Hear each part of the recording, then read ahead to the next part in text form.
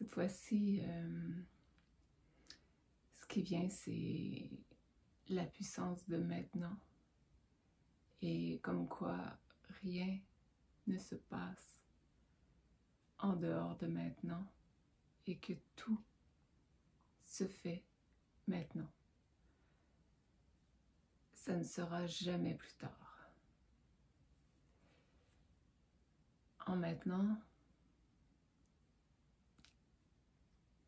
vers où l'attention se porte, vers où l'attention se pose, se dépose. Tout ça est le jeu de la conscience qui cherche à redevenir consciente d'être conscience, simplement. Il n'y a rien d'autre que ça.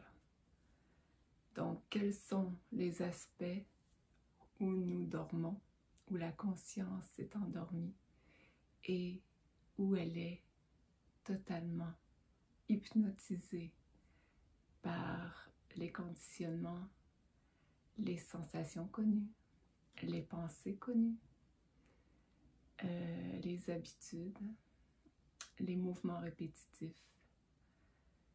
Tout ça sont de l'ordre de la programmation automatique. Il n'y a aucun souci, mais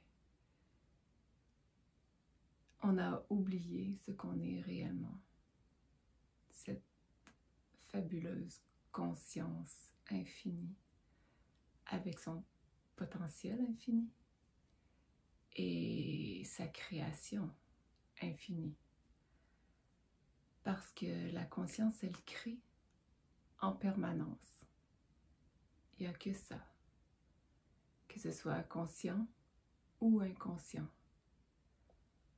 Donc, lorsque c'est inconscient, on se prend pour une personne limitée, pour des sensations, pour des pensées. On croit les pensées qui passent et on leur donne du crédit et de l'énergie, ce qui fait en sorte que ça définit l'expérience qui est expérimentée en maintenant. Ce sont des pensées connues qui créent des sensations connues, qui ramènent à l'ancrage de la personnalité de la personne dans les enfermements jugés confortables pour l'individualité.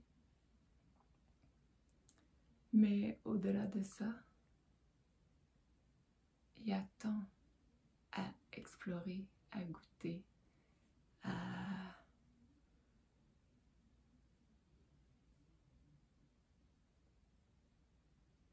toucher, à observer.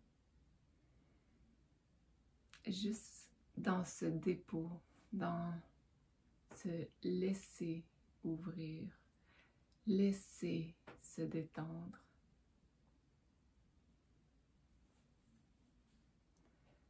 Parce qu'au fil du temps, dans ce merveilleux conditionnement et cet apprentissage à être une personne, on a accumulé énormément de croyances, d'enfermement. On a acheté certaines vérités qu'on a prises pour soi et qu'on va défendre coûte que coûte, puisque c'est la personnalité qui se sent menacée quand ces vérités sont remises en question. Et tout ce qui a été engrammé, tout ce qui a été enregistré, crée la densité, crée les contractions, l'enfermement, les protections. Et tout ça, c'est porté à bout de bras. Donc c'est ça qui est extrêmement épuisant.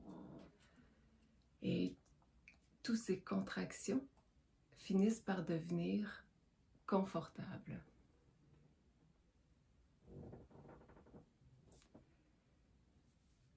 Puisque c'est ce qui est connu et reconnu par la personnalité et que c'est vraiment rassurant pour elle de se retrouver dans cette histoire qui est portée dès que les yeux sont ouverts. Donc, c'est comme un moment de réapprivoisement où on accepte de relâcher, de se détendre, de se déposer, d'ouvrir. Et ça peut paraître très inconfortable pour un moment, puisque toutes ces contractions sont des protections. Donc, dès qu'on relâche et qu'on relaxe et qu'on s'ouvre, on a tendance à avoir un petit canard avec les petites pattes qui vont vite, vite, vite et qui cherchent à un moyen de se défendre. C'est dans la nature biologique du corps qui veut vivre le plus longtemps possible. Et pour lui, le fait de perdre ses repères et ses défenses fait en sorte qu'il se sent vulnérable et menacé. Mais la beauté, c'est que ce que nous sommes ne peut jamais, en aucun cas, être menacé, ne peut être touché. Donc, c'est tout ce réapprivoisement en maintenant. Simplement laisser ouvrir, laisser décontracter, s'abandonner, abandonner. Abandonner les histoires, les sensations connues, les pensées auxquelles nous sommes attachés.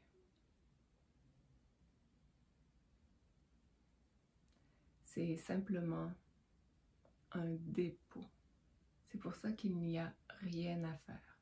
C'est plutôt un cesser de faire. Puisque nous sommes en permanence, lorsque nous sommes en état de défense, en train de maintenir, en train de faire, en train de chercher, en train d'évaluer.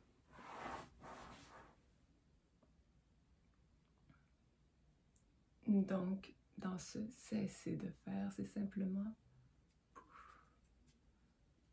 accepter de déposer ses défenses, ses fermetures, ses contractions.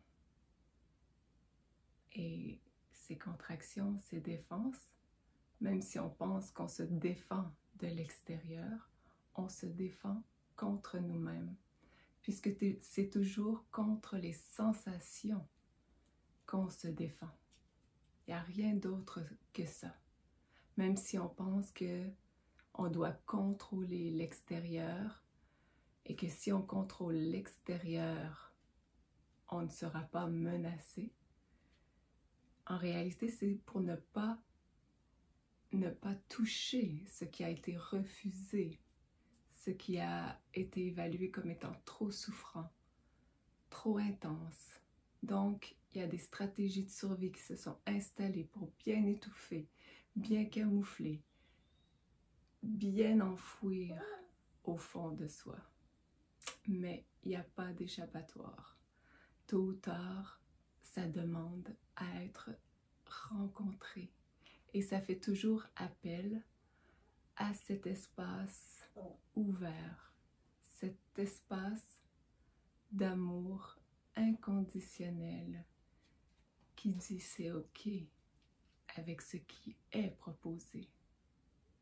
C'est cet espace que nous sommes et non pas ce qui est observé, la contraction, la douleur. Tout ça est simplement un témoignage d'histoire. Ce n'est pas nous, ça ne parle jamais de nous.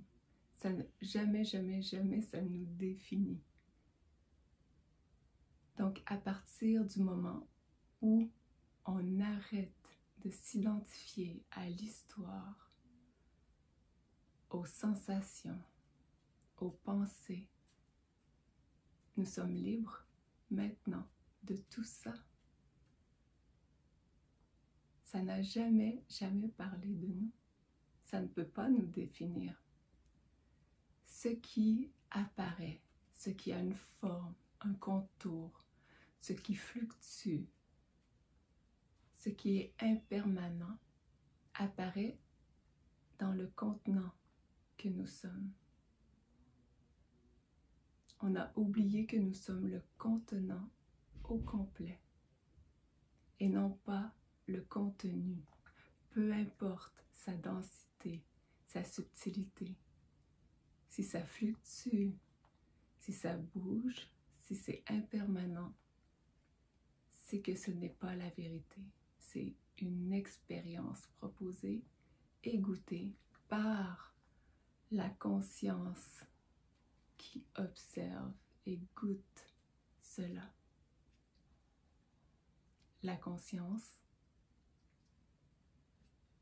immortelle, jamais touchée, que nous sommes fondamentalement tous.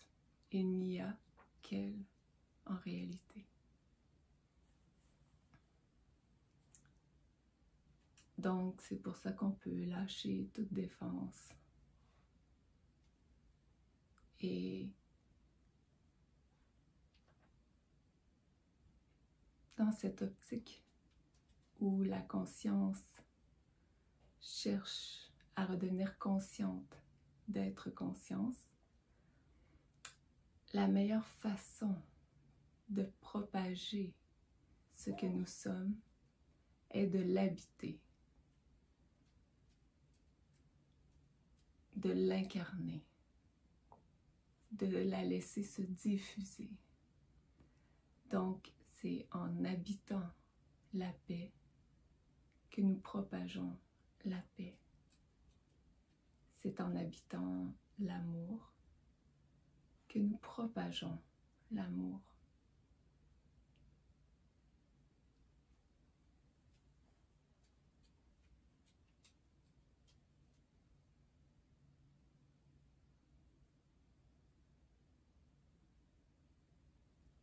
Voilà.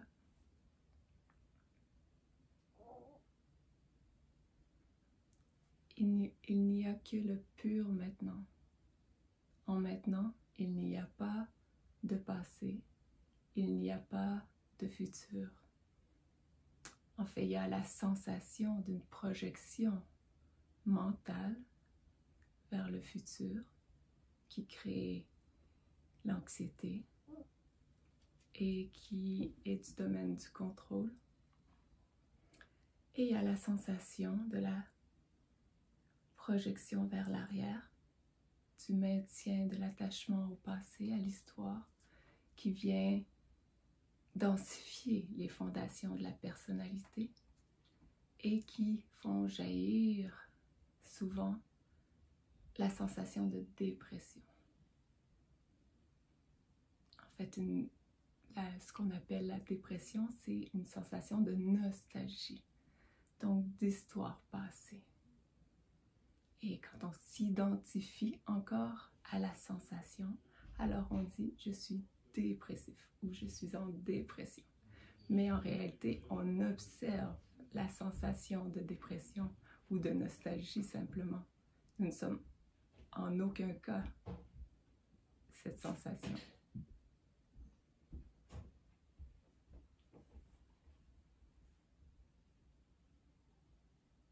Donc, tout ce qu'on observe, vers où les yeux sont amenés, sont attirés spontanément, ne parle et ne définit jamais ce que nous sommes, ne parle jamais de nous et ne définit jamais ce que nous sommes. Comment ça pourrait être possible?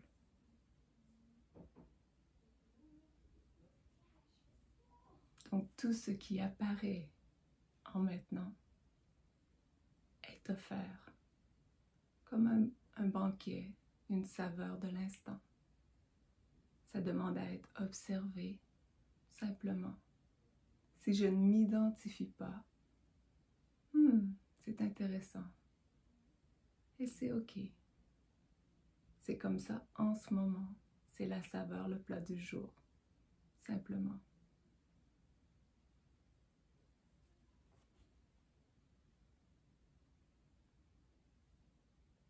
C'est aussi simple que ça.